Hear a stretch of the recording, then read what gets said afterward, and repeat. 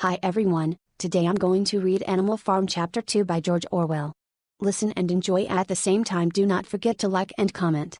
Click the subscribe button and hit the bell. Now let's jump into the novel. Animal Farm. Chapter 2. 3 nights later, old Major died peacefully in his sleep. His body was buried at the foot of the orchard.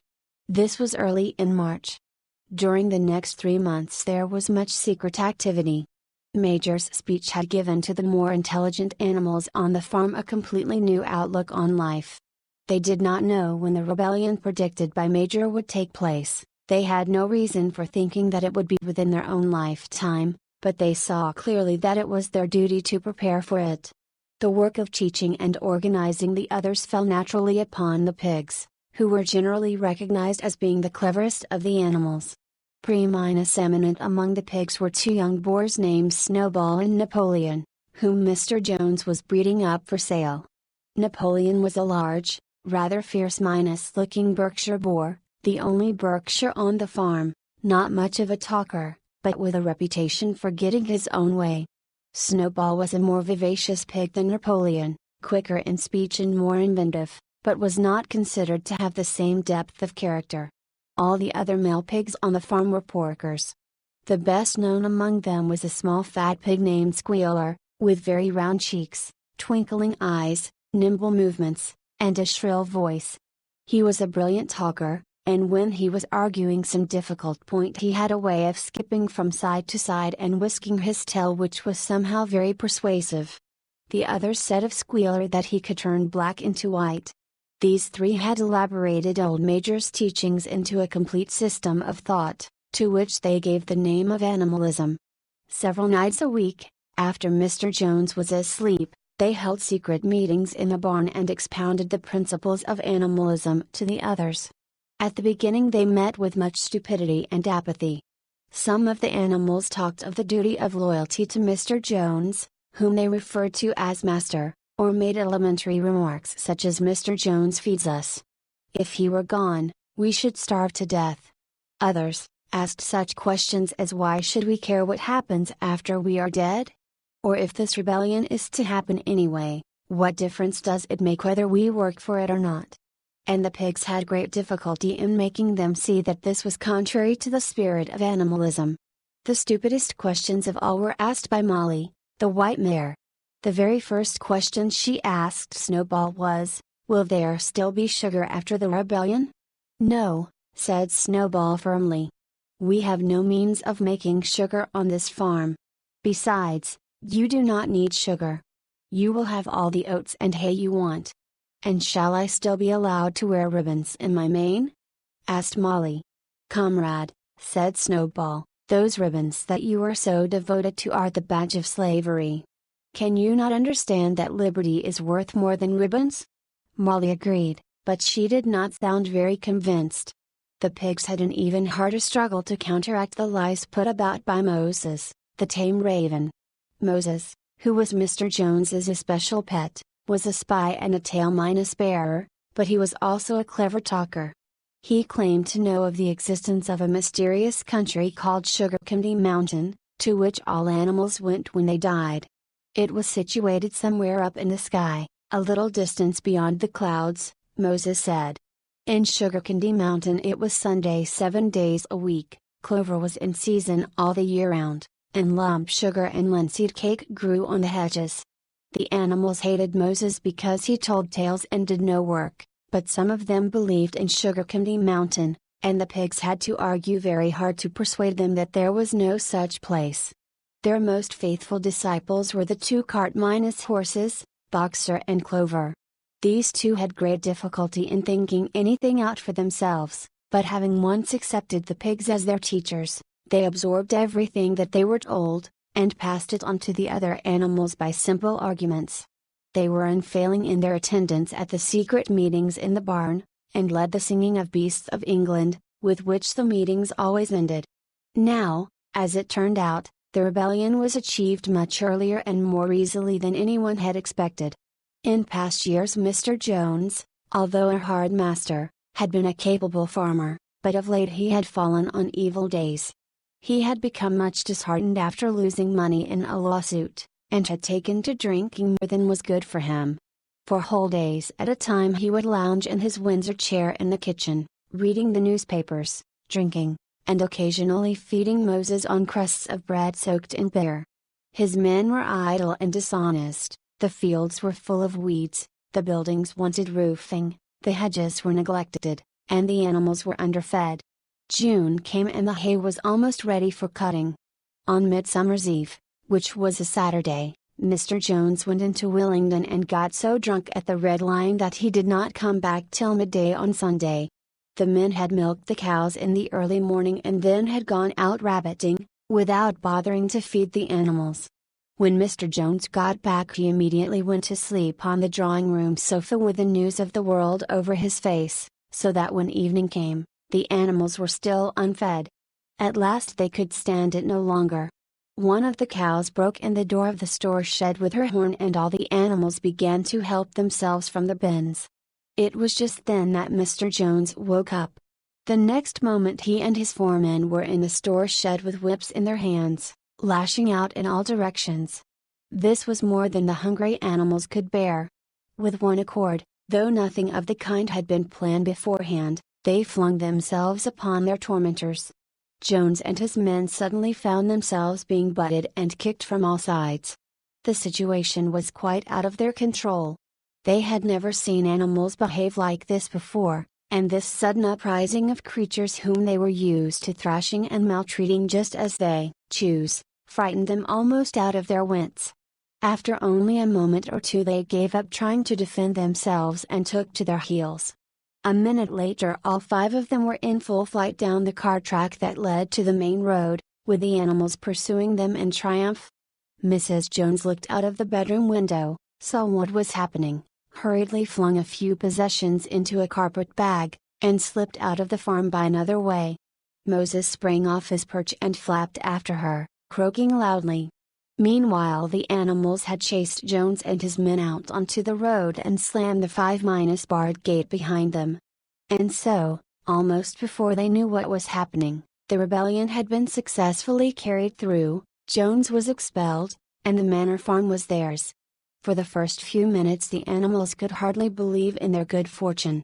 Their first act was to gallop in a body right round the boundaries of the farm, as though to make quite sure that no human being was hiding anywhere upon it. Then they raced back to the farm buildings to wipe out the last traces of Jones's hated reign.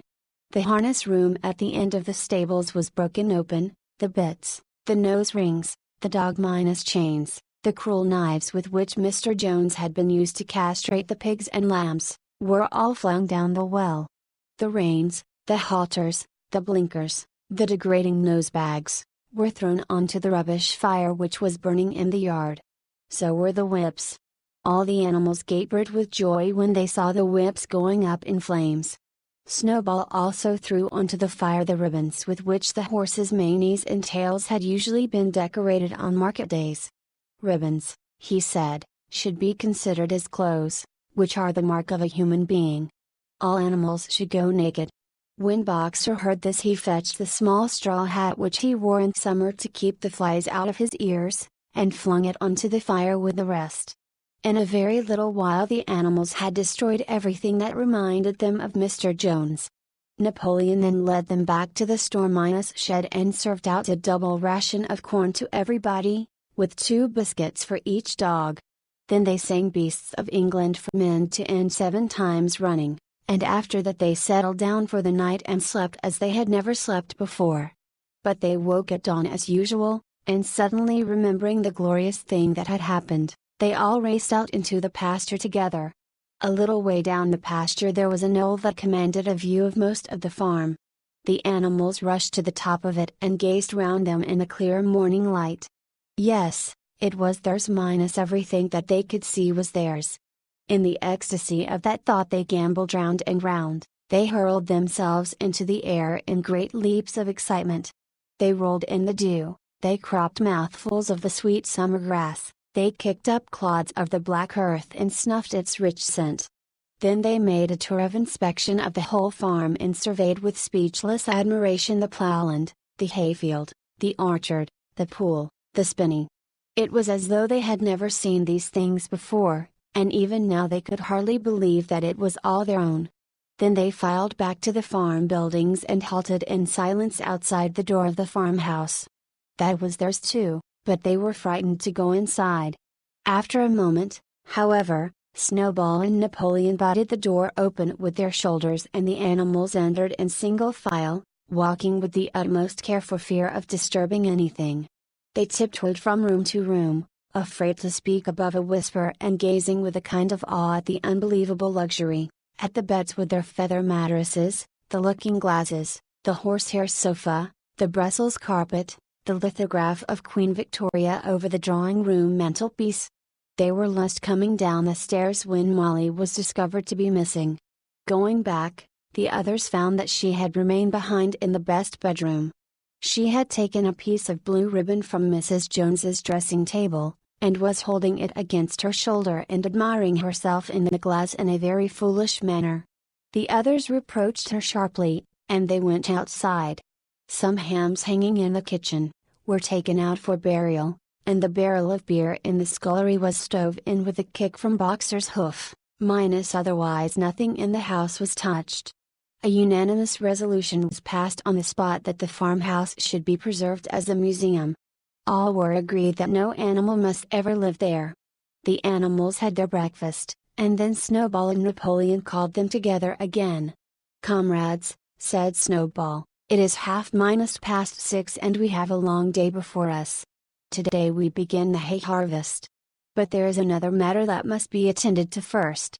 The pigs now revealed that during the past 3 months they had taught themselves to read and write from an old spelling book which had belonged to Mr. Jones's children and which had been thrown on the rubbish heap. Napoleon sent for pots of black and white paint and led the way down to the 5-barred gate that gave onto the main road. Then Snowball, for it was Snowball who was best at writing, took a brush between the two knuckles of his trotter, painted out Manor Farm from the top bar of the gate and in its place painted Animal Farm. This was to be the name of the farm from now onwards. After this they went back to the farm buildings, where Snowball and Napoleon sent for a ladder which they caused to be set against the end wall of the big barn. They explained that by their studies of the past 3 months the pigs had succeeded in reducing the principles of animalism to 7 commandments. These 7 commandments would now be inscribed on the wall. They would form an unalterable law by which all the animals on Animal Farm must live forever after. With some difficulty, for it is not easy for a pig to balance himself on a ladder, Snowball climbed up and set to work, with Squealer a few rungs below him holding the paint-pot.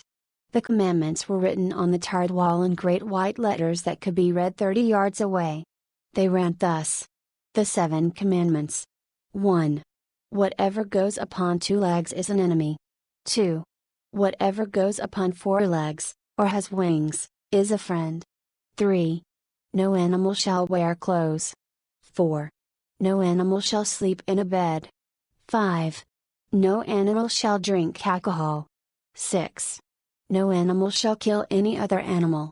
7. All animals are equal. It was very neatly written, and except that friend was written friend and one of the S's was the wrong way round, the spelling was correct all the way through. Snowball read it aloud for the benefit of the others. All the animals nodded in complete agreement, and the cleverer ones at once began to learn the commandments by heart. "Now, comrades," cried Snowball, throwing down the paintbrush, to the hayfield. "Let us make it a point of honor to get in the harvest more quickly than Jones and his men could do." But at this moment the 3 cows, who had seemed uneasy for some time past, set up a loud lowing. They had not been milked for 24 hours, and their udders were almost bursting. After a little thought, the pigs sent for buckets and milked the cows fairly successfully, their trotters being well adapted to this task. Soon there were 5 buckets of frothing creamy milk at which many of the animals looked with considerable interest. "What is going to happen to all the milk?" said someone. "Jones used sometimes to mix some of it in our mash," said one of the hens. "Never mind the milk, comrades," cried Napoleon, placing himself in front of the buckets. "That will be attended to. The harvest is more important." Comrade Snowball will lead the way. I shall follow in a few minutes. Forward, comrades. The hay is waiting."